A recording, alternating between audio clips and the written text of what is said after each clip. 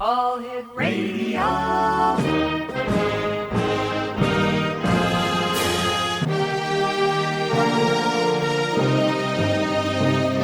Welcome to the X Zone, a place where fact is fiction and fiction is reality. Now, here's your host, Rob McConnell.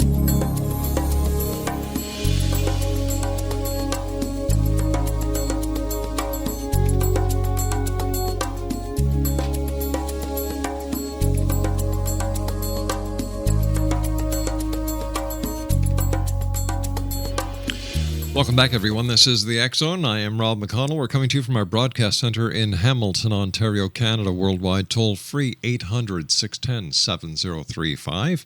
Email xzone@xzoneradiotv.com. On all social media sites, Xzone Radio TV, and our website where you can listen to the show 7/24/365, www.xzoneradiotv.com. Explanation. A couple of months ago, I had Jack Duffy on the show, and Jack was talking to us about his book entitled Black Mamba. It was a great hour, and we've had the pleasure of having Jack on the show before, talking about his expertise when it comes to a JFK assassination conspiracy expert. He is a strategic trial lawyer, a terrorism expert, a political analyst, and he's a nationally known legal expert. And we're going to be talking to Jack this hour about the JFK assassination, which I believe, Jack, we were saying that it's the 51st anniversary of the assassination this coming Saturday. Yes, that's correct. My gosh. Jack, welcome back to the show. Well, thank you. It's good to be back. Let me ask you, Jack, why after 51 years is the nation still so interested about the assassination of JFK? Well, the reason why is because 80% of the country, and the world for that matter, believes that it's an unsolved murder, that we don't know the truth about who really killed John F. Kennedy. And I agree with that. If we were certain about who had killed him, if we all believed Oswald did it alone, there'd be no reason to really be that much interested in it anymore. But most of the country believes that we haven't been told the truth, and that the truth has been covered up for some reason, and that for that reason, that's why people are still interested in the case and always will be. I was speaking to somebody a while ago who was trying to convince me that it was actually the Russian mob or the Russian government that was behind a Russian mob execution of President Kennedy. How does that sit with you as an expert? Well, I don't agree with that. I haven't seen any evidence that really supports that. That's kind of an interesting theory. I mean, that's kind of an off-the-chart theory for most researchers who have studied this for 50 years. Yeah. I've been studying for over 40 years, and I haven't seen one piece of evidence that links, hard evidence that links Russia to the whole thing. There's a lot of evidence that links the CIA and the Mafia and the anti-Castro Cubans to the assassination, much more hard evidence than links Russia. Well, I wondered after I spoke to this gentleman if he was making that connection because of the Cuban Missile Crisis, and how Kennedy basically, stood up against the Big Bear and had the Big Bear back down during the what was it called? Not Cold War. Yeah. And I was wondering if there is a possibility that because I've heard so many people talk about the Cuban connection, the CIA connection, that maybe there could have actually been some connection with the Russians in light of what had just happened. Well, the problem is where's the evidence? I've studied this thing for 40 years, and I haven't seen one piece of evidence that proves that Russia was behind killing Kennedy. Just pure speculation. Sure. The fact that Oswald was living in Russia is the only thing that even ties Russia with it. I think the Soviet Union would have been really stupid to have killed Kennedy. It would have been like Cuba doing it. It would have started a war, and we would have found out about it. Yeah. It's much more believable that the CIA was involved in this because the evidence points in their direction. We could spend the next 2 hours talking about all the evidence that points to the CIA. Hard evidence. For one thing, they've destroyed all their files on Oswald, which is very suspicious. When you have nothing to hide, you don't destroy files on somebody like that. True. The House committee that investigated the assassination wanted to see all the CIA's files on Oswald, and were told that they'd been destroyed for national security reasons. There's a man named David Phillips, who was the head of the CIA's assassination program, who's now dead, but he was brought into Washington in front of the committee and said he could testify about Oswald. He denied knowing Oswald when they had hardcore evidence that he did know Oswald. One of the Cubans that worked at the CIA saw Oswald talking with Phillips in Dallas weeks before the assassination. What they were talking about, we don't know, but this Cuban guy testified that he saw Oswald with Phillips, and so we know for a fact that if he's telling the truth, that Phillips knew who Oswald was and had met with him. There's another indication that the CIA was mixed up with this, because a man claiming to be Oswald was down in Mexico City weeks before the assassination, visiting the Cuban and the Russian embassies.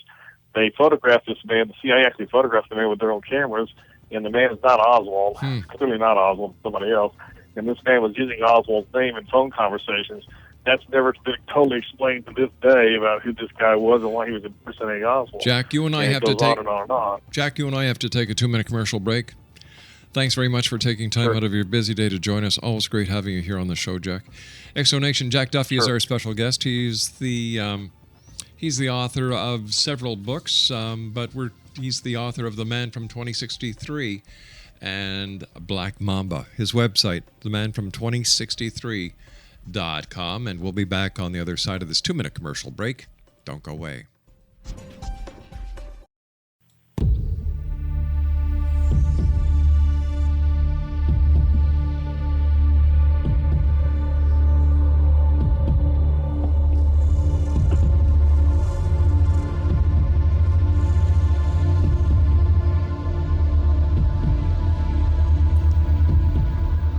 Exonation, Jack Duffy is our special guest. www.themanfrom2063.com is his website. And Jack, what was it that brought you to the point where here you are 40 years later, you've studied the assassination inside and out. What was it that prompted you to take such an interest in the JFK assassination? Well, that's a good question. What got me interested in it was my father, who's now deceased. He actually saw Kennedy the morning of the assassination. He saw him in Fort Worth at the breakfast there when he gave his final speech. But my father was playing bridge with my mother and another couple back in 1972, and this couple's older son was a police officer, and he had gotten a hold of a copy of the Zapruder film from a researcher who had gotten it from Jim Garrison. This was way before anybody had ever seen the film on TV. Right. And he had a bootleg 8mm copy of it, so he showed my dad the movie on that 8mm projector back then. And my dad was shocked by the film when he saw it, and he told me about it the next day. And then I went over and looked at the film, and then I got a copy of it myself. And, of course, everybody's seen the film now for over many times. But to me, the Zapruder film is the key to the whole case. It's the most important home movie ever made in the history of the world. And it clearly shows that Kennedy was hit by two shooters, or at least two shooters, one from the front and one from the back. The way his head reacted to the headshot, people believe now, and they still believe it to this day, that the fatal shot came from the right front because Kennedy was thrown violently to the back and left from the impact. And you see that clearly on the film. And had we not had this film, we may not have ever really known what had happened to Kennedy. But because Zapruder was lucky enough to film the whole thing, we have a time clock and an actual film showing what happened to the president. And that's what got me interested in it. Let's go back a little bit in time. Why was Kennedy assassinated? Was it because of what happened with Cuba, or were there other reasons behind his assassination? Well, that's a good question. Nobody knows for sure. I mean, we all would like to know the real truth on this thing, but there's just a lot of speculation. But if I were going to guess about why I think it happened, it's a combination of several things. He had made a lot of enemies in the brief time he was president. He had stepped on a lot of toes. The CIA, for instance, he was at odds with them over Cuba and Vietnam. His brother Robert, the Attorney General, was going after organized crime like nobody else had ever done before, putting them in prison. And so the mob definitely did not like the Kennedys and had a reason to get rid of JFK. The Cubans, the anti-cancer Cubans, were upset with Kennedy about his policy because of the Bay of Pigs invasion failing and then not taking Castro during the Cuban Missile Crisis. So they were all in cahoots with the CIA, or at least rogue CIA people who wanted to get rid of Kennedy. So there are a lot of reasons why a group could have gotten together and planned his death and gotten Oswald involved as a patsy or set him up as a patsy. So, I just think that's why he was killed. I think it was they wanted to get rid of him because he was going to take us out of Vietnam, which they didn't want, and he was going to revamp the CIA, which they didn't want. Mm-hmm. And Kennedy was dangerous. Kennedy was an untouchable. They couldn't do anything to him because he was too wealthy, too well liked, too popular. He was going to get reelected very easily, and they knew that. And they had a problem. And the only way to get rid of him was to kill him, unfortunately. Was there any possibility that President Johnson was involved in the assassination plot? Oh, absolutely. There's been many books written about Johnson's possible involvement, and I agree with a lot of what they've written. Mm-hmm. I talked to Johnson's mistress, Madeline Brown. She's deceased now, but I met her many years ago, and she told me that the day before the assassination, she was traveling with LBJ, and he made a comment that after tomorrow, the Kennedys will never embarrass me again. That's not a threat, that's a promise. And she looked at him and said, "What do you mean?" He said, "Just wait and see." Wow. And this is according to her now. And the next day, of course, Kennedy got killed, and then she thought about what Johnson had told her, and she started asking him more about it later on, and he finally told her on New Year's Eve of that year that it was the oil people in Texas and the CIA and the mob that had done it, and that's all she needed to know. But so I think LBJ was definitely part of the plot, or at least he knew it was going to happen, and then he helped cover it up with the Warren Commission. So he's just as culpable as the people who killed the president, as far as I'm concerned. What it seems that the Warren Commission was basically a way to pacify the American public, but the American public, I don't believe, really bought what the Warren Commission was trying to tell them. Right. At the very first, everybody thought, "Oh, this has been a thorough investigation." When Mm-hmm. it came out in 1964, September 64, the whole country was embracing the Warren Report. Oh yeah, this is the final word. It was just Lee Harvey Oswald. There's no conspiracy. I mean, gosh, Earl Warren and these other 6 men would never lie to us. People just accepted it hook, line, and sinker until a few researchers started looking at the Warren Report and looking at their evidence and started digging holes all of a sudden, and the dam started breaking in the mid 60s. And more information started coming out that it wasn't a thorough investigation, that it was probably a whitewash. And then people started believing it when they saw the Zapruder film in 1975, because my good friend Robert Groden was able to get it broadcast on Geraldo Rivera's show in March of 75, and the entire country got to see what really happened to the president on the film for the first time. That film had been suppressed, by the way, until 1969 for good reason. Life magazine did not want anybody to see that film because they knew what it showed, and they knew what would happen if they showed that film to the American people way back in 64 and 65, that we would know that we had been hoodwinked and that there was a conspiracy. Having had that film broadcast, why wasn't anything done? Why wasn't there another investigation? Why weren't those who suppressed the information brought to justice? Well, there was a new investigation. The House Committee was formed as a result of Groden putting the film on national TV. That's what caused the House Committee to come into existence. Mm-hmm. Groden is the one that got it accomplished. It wouldn't have happened otherwise. They were forced to do it because the film came out, and they couldn't deny it anymore. So the House Committee was formed in the mid-'70s. They spent about 2 or 3 years of taxpayers' money trying to solve the assassination, trying to get to the bottom of it. I know because Groden was a good friend of mine. He was on the committee, on the photographic panel. And the problem with the House Committee is that they ran out of money. The CIA stonewalled their entire investigation, which is another reason why the CIA had something to lose in this, because they were involved in it. They stonewalled everything that the committee tried to find out about regarding the CIA. I know because I talked to people who were on the committee, and they were very frustrated because the CIA would not cooperate at all with them. If you have nothing to hide, you cooperate. Exactly. If you have something to hide, is when you don't cooperate. The CIA had to have been involved in killing the president. I mean, their fingerprints are all over the whole assassination. It's just a real tragedy that the secret has been locked up and will be locked up apparently for who knows how many more decades.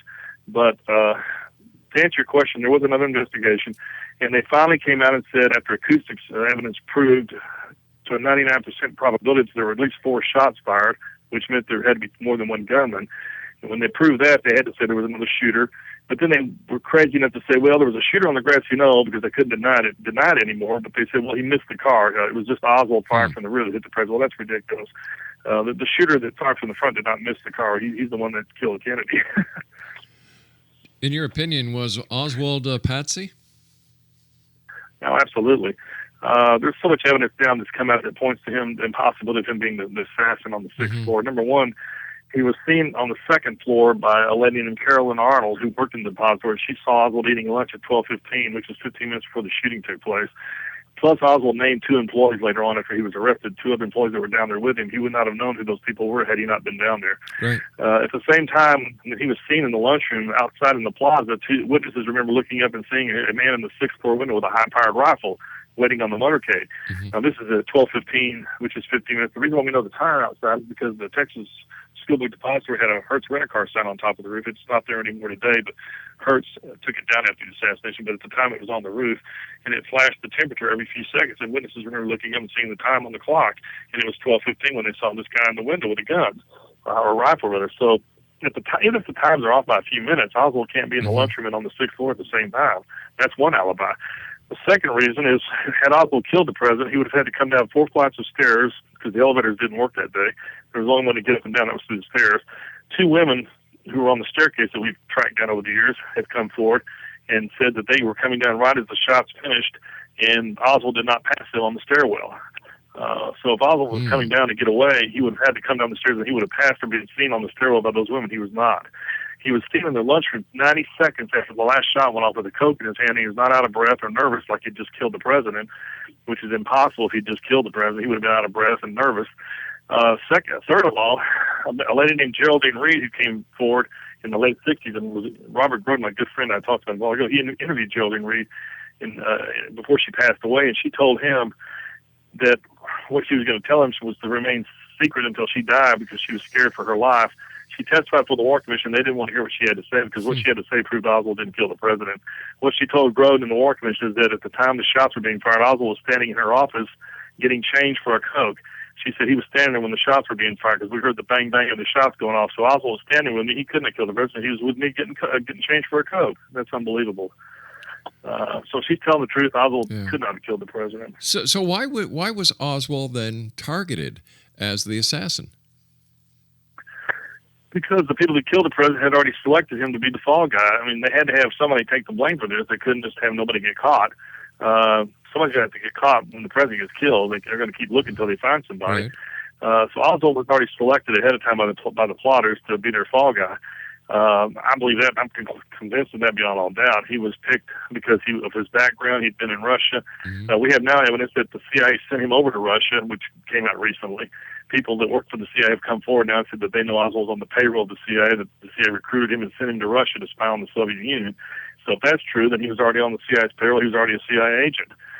John J. McConnell, the head of the CIA, wrote a memo to the Warren Commission in March of '64 that was released years ago, where it was top secret. He told the Warren Commission that Oswald had been specifically handpicked by the CIA to go into Russia and spy on them. He was one of their agents. And that was top secret. They couldn't tell the American people that back in the 60s. So Oswald was a CIA agent, apparently, and was sent over there. So if he's already on the payroll, it's not hard to see where the CIA could say, let's use this guy to be our fall guy, and we'll kill him, and he'll never go to trial, and he'll never get his side of the story here, and that's what happened. How long had Oswald worked at the Texas Book Depository prior to the assassination? He went to work on October the 17th. That was when he was hired, so he'd been there just a little over a month before he was killed. So this was already part of the plot. I think once he got hired there, either him getting hired there was pure coincidence, and it helped him out, or else they arranged for him to get hired there or pulled some strings to make sure he got hired there as part of the plot. One of the most interesting things, one of my good friends, Vince Palomar, who's a researcher who wrote a book on the Secret Service, he interviewed several Secret Service agents who are still alive who were in Dallas in the motorcade, and they told him that 2 days before the assassination, the motorcade route was changed by somebody that they don't know who it was to this day, but somebody high up in the chain of command changed the route from where it was supposed to go originally. It was supposed to originally have gone down Main Street and not turned on Elm Street. They were supposed to just go straight down Main Street and then cut over on the Stevens Freeway. Had they gone that route, Kennedy would not have been assassinated because the shooters would have been too far away to hit him.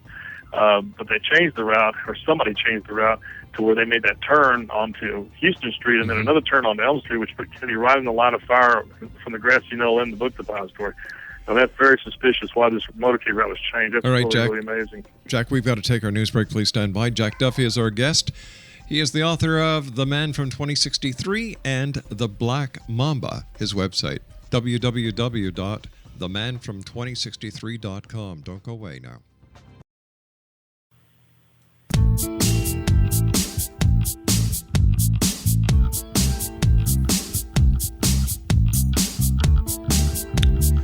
Welcome back, everyone. This is the X Zone. I am Rob McConnell. We're coming to you from our broadcast center in Hamilton, Ontario, Canada, and around the world on the X Zone Broadcast Network, Good News Radio Network, Rogers International, and iHeartRadio.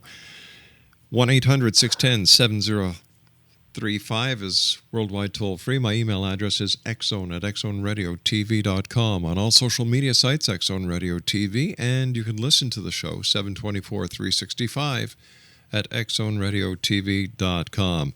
Jack Duffy is our special guest. He is an expert on the JFK assassination, the conspiracy. He is a strategic trial lawyer, terrorism expert, political analyst, and nationally known legal expert.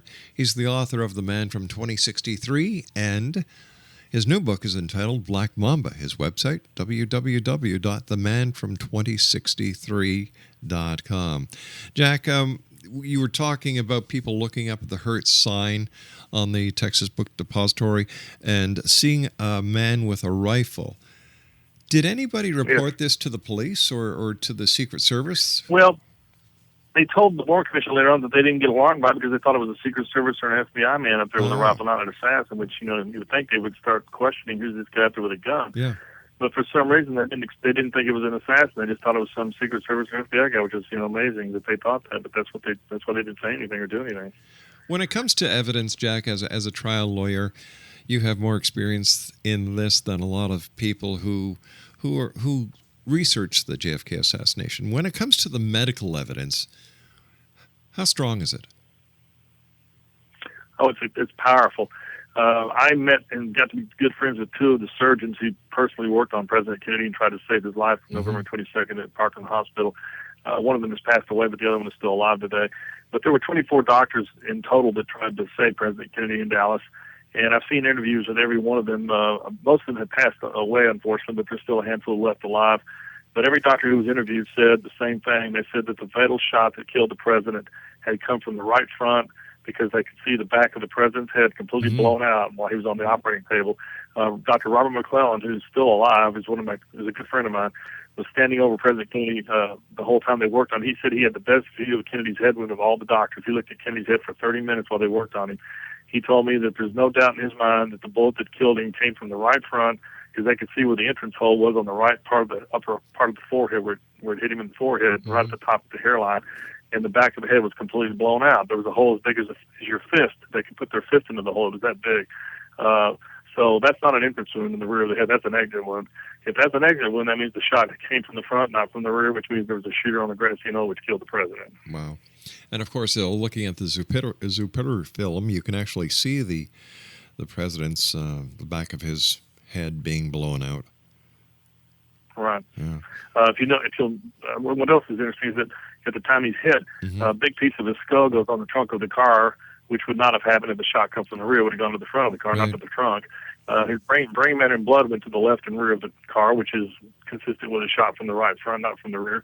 And Bobby Hargis, who recently passed away, who was the motorcycle policeman to the left and rear of the limousine, one of them, he was hit so hard by Kennedy's brain and blood matter that he knew the shot had come from the right front, and he ran up there to try to catch the shooter. So people who say that Oswald did it have to explain all this away if there's no shooter on the know. With all this evidence, how can people still believe that Lee Harvey Oswald was the single assassin? Because they're naive and they just don't want to believe that there could have been a conspiracy. They just want to believe what the government's told us for 51 years, when the facts are just the opposite. I mean, it's clear cut. I mean, there was a TCU student who came down to view the cause of the day after the assassination, photographed the area, and he found a piece of Kennedy's occipital bone in the grass. It's the Harper. His name was Billy Harper. They call it the Harper fragment. He took the piece of bone to his dad, who was a doctor in Dallas, and the father took it to the pathologist who identified it as the occipital bone, which is the back of your head. And they realized it was part of Kennedy's skull that had been blown out 20 feet to the left and rear where he had been hit the day before. Now, how do you explain a piece of occipital bone being found to the left and rear of the car if the shot came from the rear? There's no way. Another part of the Kennedy assassination that I don't think anyone will ever forget was when the Dallas police were bringing Lee Harvey Oswald into the basement to be transported, and Jack Ruby stepped out of the crowd and point-blank range shot Lee Harvey Oswald. What was Jack Ruby's role in this entire scenario? I believe he was part of the conspiracy. First of all, a lady named Julia Mercer, who is still alive today, but lives in seclusion, I think out of fear. But she testified before the Warren Commission, the House Committee, and then she testified for Jim Garrison in his trial in New Orleans, and she told the same thing to all three committees. She said that the morning of the assassination, she was caught in a traffic jam on Elm Street right in front of the grassy knoll area while she was getting ready to go to work, and a green pickup truck was parked to the right of her. Part of it was parked up on the curb, and part of it was in the street. And she saw two men at the front of the truck, driver and a passenger. The passenger got out of the truck while she was stuck there and walked around, took a gun case like he'd carry a hunting rifle in, and walked up the hill behind the fence. The man who was the driver was staring at her like, what are you looking at, lady? Mind your own business. She got kind of scared because he kept looking at her and giving her a dirty look, and then she drove off. Well, what's important about this is because when Ruby killed Oswald, she saw Ruby on television, and she told Jim Garrison and she told the Warren Commission that the man that was staring at her that had dropped that other man off with a gun that morning was Jack Ruby. She said, I got to go look at his face, and I don't forget a face, and that was Jack Ruby staring at me. He was the driver of that pickup. Now, if she's telling the truth, then here we have a connection with Ruby dropping some guy off 2 hours for the assassination who has a rifle and a gun case. That's number one. Ruby also was visited by mafia figures right after he shot Oswald. They were the first ones that came to the jail there in Dallas to meet with him in private. Now, why would the mob be interested in talking to Jack Ruby unless there's something that they want to communicate with? Before the assassination, Ruby was receiving phone calls from very high-level mobsters throughout the United States. They were calling him for some reason because the House Committee traced the phone calls, got the phone numbers, and traced them where the calls came from. And we know they were coming from high-level mafia figures. Now, why would they be calling a guy like Jack Ruby, who's a nobody? That's just something very important that they're discussing with him. That's another connection with the mob, with Ruby. Ruby said himself after the assassination, after he shot Oswald, there was a conspiracy, that he didn't know anything about the details of, but he hinted that there was a conspiracy that killed Kennedy many times. He said it several times before he died. So it's all very interesting. Ruby was seen. Robert Groden has proof that Ruby didn't just walk up on the spur of the moment like the Warren Commission and everybody else wants us to believe. The people who believe there's no conspiracy believe that Ruby just walked up on the spur of the moment and killed him. Therefore, there was no conspiracy. Well, Groden has NBC film footage showing Ruby was down there 10 minutes before Oswald was brought down. So if he's down there 10 minutes beforehand, he didn't just walk up on the spur of the moment. He was waiting for Oswald to come down. But wasn't there a report that Jack Ruby, just minutes before he shot Lee Harvey Oswald, had actually gone to a Western Union shop and sent one of his girls some money? Well, that's the story, but then Groden's got photographic proof that he was down there 10 minutes before, so apparently something's not right. That could have been an imposter that was using Ruby's name to provide an alibi for him, to try to show there wasn't a conspiracy when there really was. Robert Groden told me that they'd never have proven for sure if the timestamp was correct on there, if the timing was even correct, or if it was even Ruby that actually was the man that posted the money. All I can say for sure is that he's got photographic proof that he's down there 10 minutes before Oswald's brought out. So I don't know where this other story came from, but Ruby can't be in two places at once. So it's all very interesting. But all right. So if we have a CIA connection, if we have a Cuban connection, if we have a mob connection, we have let me see, Jack Ruby, we have Lee Harvey Oswald, we have at least, how many shooters would you say? There had to be at least minimum three, two in the rear and one in the front, one on the grassy knoll. The reason why is definitely there was a shooter from the sixth floor window with Oswald's rifle. I just don't think it was Oswald. I think that they got Oswald's rifle into the building without his knowledge, and they had a shooter use his rifle to make sure that he was linked to the assassination, that they had his rifle up there. Another shooter was somewhere behind the limousine in another building, or maybe on another window on the sixth floor. I'm not sure where the other shooter was, but he was somewhere behind the car too. The reason why there had to be two shooters in the rear is because of the bullet that hit Connolly. Governor Connolly was wounded along with President Kennedy. He survived. And Connolly said many times before he died, when he testified before the Warren Commission, that the bullet that hit him did not hit Kennedy also, that he was hit by a separate shot from Kennedy. He said that over and over and over. He never changed his opinion about that. And Connolly was a hunter. He was experienced with gunfire and with gunshots and rifles because he hunted a lot. And he said, I can tell you right now that the bullet that hit Kennedy was not the one that hit me. Yeah. So if he's correct, then both men were hit by two separate bullets within a second of one another, which means one guy couldn't have fired both shots with the kind of rifle Oswald had, so there had to be another shooter that hit Connolly. Was there a bullet ever retrieved from the car? Yes. Well, the magic bullet was found on a stretcher at Parkland Hospital, one the stretcher that Conley was supposed to have been on. It's very interesting how that bullet came about. It just happened to show up unexpectedly, like it was planted there by somebody. The bullet itself is almost pristine. There's very little damage to the front of the bullet. And what's interesting about this is that the bullet that went through Conley smashed part of his rib and his right chest, and it also went through his wrist bone, which is the densest bone in your body. That's right, yeah. And they've taken military ammunition like Oswald was supposed to be using, exactly the same kind of ammunition, same kind of rifle, and they fired test bullets into cadavers' wrists to see what the bullets would look like when they went through a human wrist. Every bullet that they fired in the test came out flattened out, mushroomed out, just like you would expect a bullet to look when it hits a dense bone. But somehow this magic bullet that they found on the stretcher that went through Conley's wrist comes out without being deformed or flattened out at all. It's impossible. Well, wouldn't they be able to? Wouldn't they have been able to do a forensic examination on the barrel twists on the bullet itself to see whether or not? Yeah, well, they matched the bullet. They matched the bullet back to Oswald's rifle, but that could have been intentionally done. I mean, they could have set that up in advance, but they could have fired a bullet out of his gun into a cotton wadding and just taken the bullet out and said, "Okay, we're going to plant this now when we shoot the president."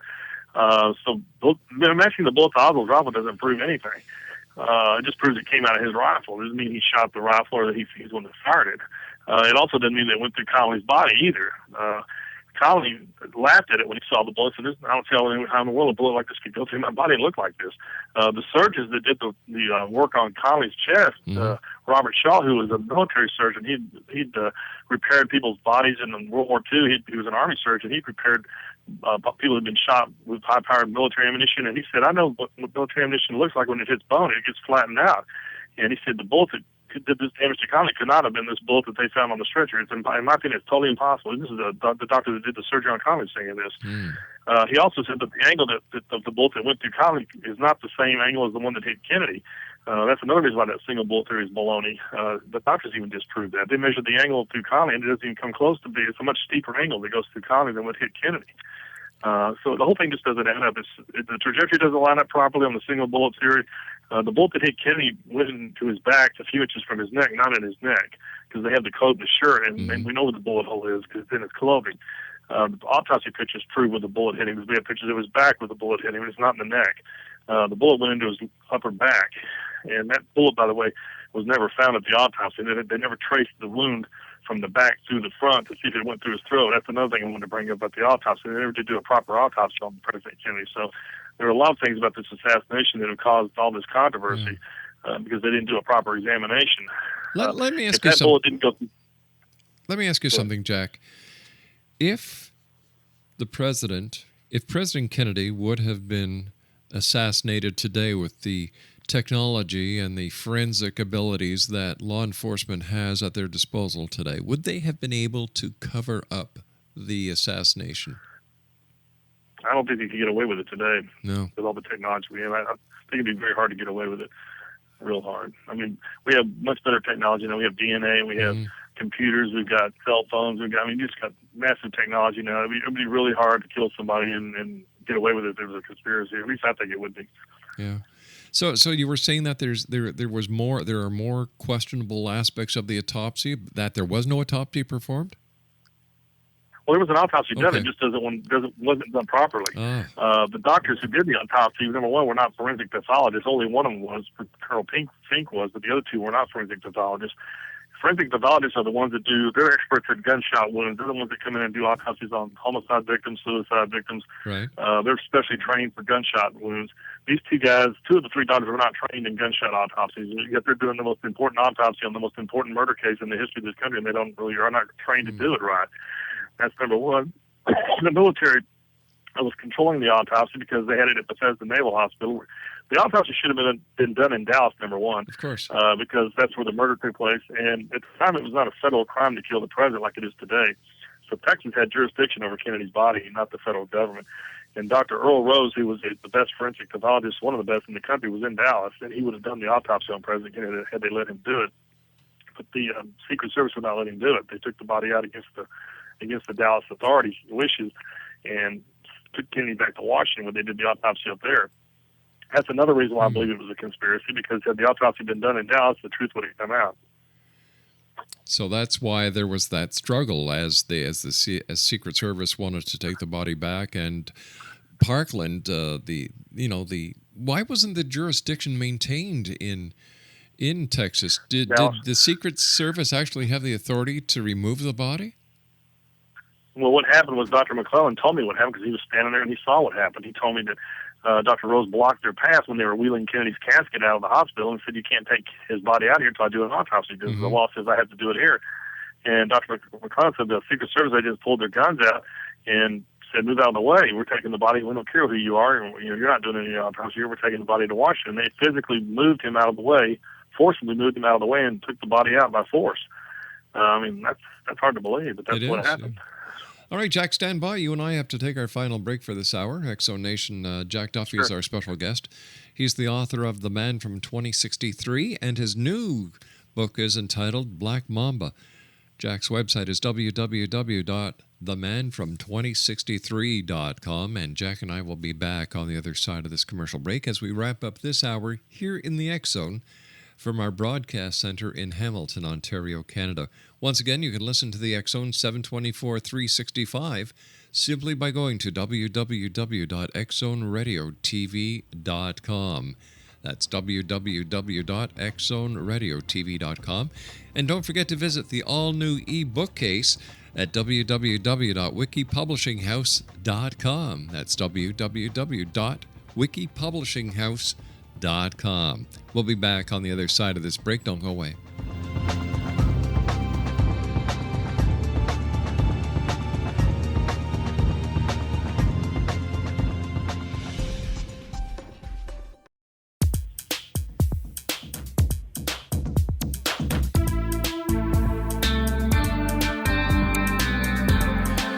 Welcome back, everyone. Jack Duffy is our special guest of this hour. He is a JFK assassination conspiracy expert, strategic trial lawyer, terrorism expert, political analyst, and nationally known legal expert. His website is www.themanfrom2063.com. And Jack is also the author of The Man from 2063, and his new book that is out is entitled Black Mamba. During the commercial break, you were telling me about some fascinating stuff about two separate brains being tested. Yes. This came out in a documentary that I saw 2 weeks ago here in Dallas called Coup in Camelot. Some researchers discovered from the National Archives that they did an autopsy on President Kennedy's actual brain on Monday the 25th, the day of his funeral, and they sectioned the brain like you do a loaf of bread, like you're supposed to, and they realized that the fatal shot had come from the front when they tracked the path of the bullet through the brain. Well, they had a problem because they knew that the shots had all come from the rear, supposedly, from Oswald, and now they have proof here that the bullet that killed him came from the front. So they came in with another brain, and they have documentation to prove this. This isn't something I'm making up. They brought in another brain that had been shot from the rear, apparently to set up, to simulate what had happened if Oswald had killed him. And they sectioned that brain, and that's the brain that they used to prove that the shots came from the rear, when they knew good and well that the actual brain showed just the opposite. That's just amazing. It really is. What about the strange deaths that have happened within the JFK assassination conspiracy cover-up scenario? There were a lot of strange deaths of very interesting people. There were very important people. One of the more important ones was a man named William Pitzer, who was the naval photographer at Bethesda, where they did the autopsy. He took all the photographs and x-rays of President Kennedy's body that were taken during the autopsy. And Pitzer knew what had happened to the president because he photographed everything. He photographed his head, his brain, everything, and he told his family the night of the autopsy that the American people were being lied to, that more than one person had killed the president, because he had the proof right there in the autopsy room. But he couldn't say anything because he'd get court-martialed. But he knew what had happened. What's interesting about him is that he told his family that he was visited by the CIA a couple weeks after the assassination and warned not to talk about what he'd seen and photographed, or his career would be over with. So he couldn't say anything about it. Right before he was going to retire and get out of the military, he was found dead in his lab where he worked with a pistol next to him, and they said it was a suicide. And what's interesting about this is that his family said to researchers that there's no way he killed himself, that they believe he was murdered, and they staged it to look like a suicide. because they knew good and well that he was going to blow the whistle on the Kennedy assassination had he been allowed to live and get out of the military. He had also taken a 16-millimeter film of the autopsy, which was in his lab, and that film was no longer in the lab when they found his body. Somebody had taken it, and we have never seen that film since. Wow. So he's one of the more important deaths. There were three mobsters, one Sam Giancana, Johnny Roselli, and Charles Nicoletti, or Chuck Nicoletti, who were all murdered within a few months of each other in the mid-'70s. They were all going to be brought to Washington to testify before the House committee. They were all being subpoenaed by Washington, by the committee, and all three of them were murdered by the mob before they could be brought to Washington. Giancana was killed in his home in Chicago. Roselli was killed in Miami and chopped up in pieces and dumped in the bay, and Nicoletti was killed in Chicago in a parking lot. So all three of these guys were murdered right before their testimony was going to be used or before they could testify. Some people say, well, it's just coincidence. Well, I don't believe in coincidence like that much of a coincidence. Exactly. So those are three very convenient deaths. Dorothy Kilgallen, who was a well-known news reporter, she got the only private interview with Jack Ruby. She was the only journalist that ever got a private interview with Jack Ruby before he died. And to this day, we don't know what Ruby told her. But she told her friends that she took notes during the interview, and she told people that she knew that she was going to blow the Kennedy assassination wide open because of what Ruby had told her. Well, she ended up dead from a drug overdose in her Manhattan apartment before she could publish anything, and her notes were taken out of her apartment, or they were never seen. They were stolen or destroyed. The notes she took of Ruby's interview were missing. Hey, when Jack. they found her. Jack, So, I hate to do this, old friend, but you and I have run out of time for tonight. We'll have to have you back on in the near future to finish this great topic. Thanks for coming with us, coming on the show tonight, Jack. Always a pleasure talking to you. Sure, I love it. Take care, my friend. Thank you. Bye-bye. www.themanfrom2063.com. I'll be back on the other side of this commercial break with the news. Don't go away.